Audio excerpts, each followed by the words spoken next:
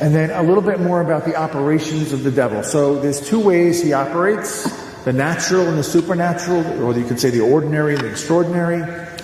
The last 10 years or so, everybody's fascinated with the extraordinary.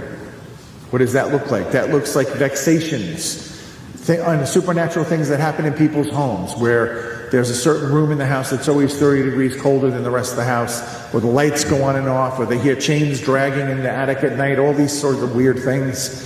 Amityville horror type stuff. Vexation.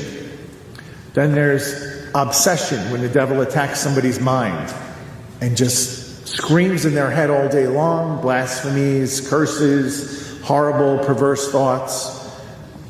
It's an attack on the mind. That's actually, I think, one of the worst things that you can endure. I think it's worse than possession sometimes, because you can't stop it. It makes people crazy.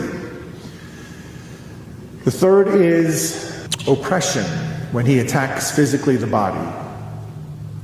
This can be anything from physical illnesses that can't be diagnosed to, I had a gentleman who was waking up every morning. He lived alone. He's waking up with bite marks all over his body, including his back. Can't bite your own back, so he called the church and said, "I think I have a problem."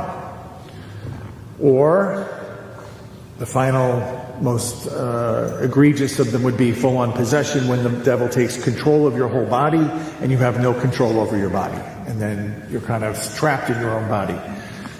These are the supernatural ways. This is like 1 to 2% of his tactics in the world today.